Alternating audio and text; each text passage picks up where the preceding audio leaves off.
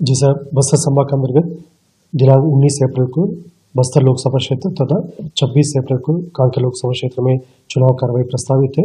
संपूर्ण कार्रवाई को सुरक्षित एवं व्यवस्थित तरीके से संपादित करने के लिए हमारे पास पूर्व से DRG, STF, cobra, Bastar fighter तथा केंद्रीय अर्धसैनिक बल सीआरपीएफ, बीएसएफ, आईटीबीपी, एसएसबी उपलब्ध है। इसके अलावा केंद्रीय चुनाव आयोग द्वारा भी हमें अतिरिक्त बल आवंटन की गई। अभी उसका इंडक्शन का कार्रवाई की जा रही है। ये सभी सुरक्षा बल को लेकर साथ साथ जो सीमा और इलाका में महाराष्ट्र, तेलंगाना, आंध्र प्रदेश और उड़ीसा के साथ कोऑर्डिनेशन मीटिंग लगातार हो रहा है और सीमा और इलाका में मोबाइल चेक पोस्ट, नाकाबंदी कार्रवाई के साथ साथ एरिया डोमिनेशन ऑपरेशन भी संचालित की जा रही है।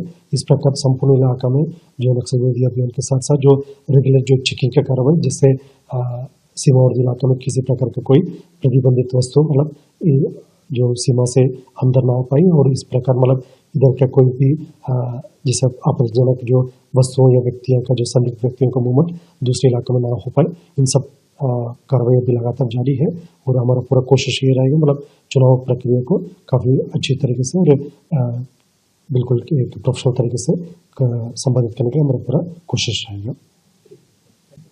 सर, तो ये जो स्पेशली वो जो ऑपरेशन था उसमें क्या कुछ निकल कर के आया है फाइनली? दिनांक 2 अप्रैल को जिला बीजापुर की थाना गंगलोर के अंतर्गत कोरचोली इलाके में सीपीएम और संगठन की प्रतिबंधित एवं गैरकानूनी कैडर्स की उपस्थिति के आसूचना पर डीआरजी, एसटीएफ, कोबरा, सीआरपीएफ संयुक्त बल अभियान के लिए रवाना की गई थी। सुबह लगभग 6-7 बजे से लगातार अलग अलग जगह में मुठभेड़ होते रहा। अंत में जैसे कल शाम को जो मुठभेड़ के पश्चात फाइनल जो 13 माओवादियों का डेड बॉडी रिकवर किए गए थे, उनमें से 3 महिला माओवादियों का डेड बॉडीज है। अभी तक उसका शिनाख्ती कार्रवाई की जा रही है, लेकिन संभवतः पीएलजी कंपनी नंबर 2 जो इलाका जो पश्चिम बस्तर इलाका में सक्रिय रहते, उस फॉर्मेशन का माओवादी कैडर्स का डेड बॉडी होने का पूरा संभावना बताई जा रहा है। आज दोपहर शाम तक शिनाख्ती कार्रवाई भी पूरा हो जाएगा। वेपन के हिसाब से देखा जाए तो एक एलएमजी वेपन, एक 303 और काफ़ी बड़ी संख्या में बीजीएल में बैरल ग्रेनेड लॉन्चर्स घटनास्थल से बरामद हुई थे। इसके अलावा अन्य जैसा 12 बोरियम अदर वेपन्स भी रिकवर किए गए थे। आसपास इलाके में अभी भी फर्दर जो सर्च टीम्स इलाके को सर्चिंग कर रहा है और कॉर्डन और इन्फोर्समेंट टीम्स भी घटनास्थल की सभी तरफ से अभी एरिया को कॉर्डन कर क्लियर कर रहा है। अभी कुल इस अभियान में 13 माओवादियों को डेड बॉडी अभी तक रिकवर की गई। तो कितना बड़ा ऑपरेशन था, कितने कैंप और थानों पे लगभग कितने जवान गए थे, क्या कुछ स्ट्रेटेजी क्या कुछ थी, क्या इनपुट भी थे? जैसा उस इलाके में जो प्रतिबंधित एवं गैरकानूनी सीपीएम माओवादी संगठन का पश्चिम बस्तर डिवीजन कमेटी के जो सीनियर कैडर्स जैसा पापाराव, लेंगू एवं अन्य जो पीएलजी कंपनी नंबर 2 का कैडर का उपस्थिति उस इलाके में प्राप्त होते हैं। उसी आधार पर जो एक संयुक्त अभियान का प्लान करके डीआरजी, एसटीएफ, कोबरा और सीआरपीएफ के संयुक्त बल रवाना किए गए थे सुरक्षात्मक कारणों से। और क्योंकि अभी भी अभियान जारी है, इसलिए संख्या बताना भी संभव नहीं होगा, लेकिन पर्याप्त संख्या में सिक्योरिटी पर्सनल अंदर इंडेक्ट की गई थी। फिर सुबह से लेकर लगातार 14 घंटे इनकाउंटर चलता रहा, मतलब अलग अलग लोकेशंस में अलग अलग टीम्स के साथ। उसी प्रकार टोटल 13 माओवादियों को डेड बॉडी रिकवर की गई थी। सर, वो सारे इलाकों में बहुत सारे कैंप्स लगे हैं पिछले समय में, तो ये जो सफलता है इसको किस तरीके से आप देखते हैं? नए कैंप, नई रणनीति, इस सफलता को किस तरीके से देखते हैं? बस्तर संभाग के अंतर्गत प्रतिबंधित एवं गैरकानूनी सीपीएम माओवादी संगठन के खिलाफ प्रभावी कार्रवाई करने के लिए हमने एक इंटीग्रेटेड अप्रोच के माध्यम से इलाके में ऑपरेशन एक उसके एक पार्ट होगी, लेकिन उसके अलावा जो क्षेत्र को नक्सल गतिविधि से मुक्त कराने के लिए नवीन सुरक्षा कैंप भी काफ़ी बड़ी संख्या में प्रारंभ किए गए थे।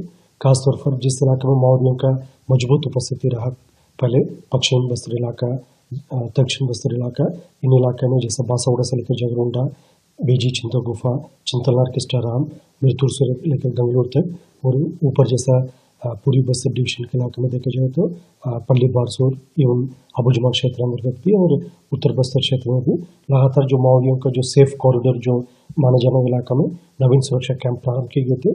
उसके माध्यम से क्षेत्र में जो विकास कार्य को भी गति दे सकते थे और अंदरूनी क्षेत्र के लोग को बाहर की दुनिया से जुड़ाने के लिए काफ़ी एक महत्वपूर्ण भूमिका भी हमारा नवीन कैंप उसमें उनका रोल रहा।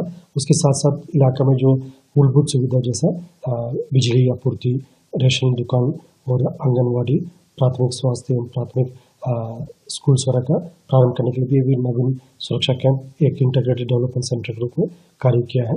और इन सब परिस्थिति के कारण से और जो ऑपरेशनल जो हमारा फोर्सेस है जैसा DRG, STF, कोबरा और केंद्रीय अर्धसैनिक बल, CRPF, BSF, ITBP, SSB और बस्तर फाइटर का भी इस पर काफ़ी एक ऑपरेशनल एडवांटेज के लिए वो लोग बेहतर रणनीति के साथ कार्रवाई किए। उसके परिणाम अभी देखा जाए तो विगत 3 महीनों में 46 से अधिक माओवादी कैडर्स की डेड बॉडी रिकवर की गई। मुताबिक बड़े नक्सल लीडर थे, तो क्या वहाँ पे उन लोगों की कुछ मीटिंग की सूचना थी? सूचनाएं किस तरह की थी? अभी प्रतिवर्ष देखा जाए तो गर्मी की अवधि में TCOC अभियान के माध्यम से माओवादी कैडर्स द्वारा इलाका में किसी न किसी प्रकार की हिंसात्मक गतिविधि को अंजाम देकर एक भयभीत वातावरण निर्मित करने के उनको प्रयास रहते और TCOC के दौरान अलग अलग इलाकों में उनके मीटिंग्स भी होते हैं। और खासतौर पर जहाँ पश्चिम बस्तर इलाका में जो सीनियर कैडर्स जैसा पापाराव, लेंगू और PLG कंपनी नंबर 2 और अन्य जो कैडर्स हैं उनको उपस्थिति सक्रिय रूप से मिलते हैं। इन सब विषय को देखते हुए सिक्योरिटी फोर्सेज द्वारा एक आसूचना आधारित अभियान संचालित की गई थी, जिसमें special forces DRG, Bastar fighter, cobra, STF, उसके अलावा जो केंद्रीय अर्धसैनिक बल जो उस इलाके में पहले से तैनात है, CRPF, इन सब फोर्स के माध्यम से एक बेहतर कोऑर्डिनेशन के साथ कल अभियान जारी की गई थी। अभियान के दौरान फोर्सेज के साथ लगातार अलग अलग जगह मुठभेड़ हुई थी। लगभग 14 घंटे ये मुठभेड़ जारी रहा। उसके पश्चात जो फाइनल टैली है कोई 13 माओवादियों का डेड बॉडी रिकवर कर पाए थे। जिस तरह की जगह है, क्या उसके आसपास भी कोई कैंप है या नक्सली उस जगह को सुरक्षित इलाका मान करके वहाँ पर एकत्रित हो रहे हैं? जो वो क्षेत्र जैसा बीजापुर और दंतेवाड़ा का सीमावर्ती इलाका है, जो एक सिक्योरिटी वैक्यूम इलाके के रूप में माना जाता है और उसी कारणवश माओवादियों के एक स्ट्रॉन्ग बेस उस इलाके में रहा। जो पश्चिम बस्तर जो डिवीजन है माओवादी के लिए सबसे एक मजबूत डिवीजन जैसा दक्षिण बस्तर और पश्चिम बस्तर होते हैं, क्योंकि उस इलाके में जैसा लगभग 40 बाई 40 स्क्वायर किलोमीटर एरिया है, वो माओवादियों के लिए एक काफ़ी एक सेफ इलाका माना जाता था। इस विषय को ध्यान में रखते हुए हाल फिलहाल में मिरतुर से लेकर गंगलोर तक काफ़ी नया सिक्योरिटी कैंप्स भी प्रारंभ किए गए थे और उसके साथ साथ जो ऑपरेशन में भी हम लोग एक इंटेंसिटी को बढ़ा दिया गया, जिसके परिणाम स्वरूप अभी सकारात्मक रिजल्ट हमको देखने मिल रहा है।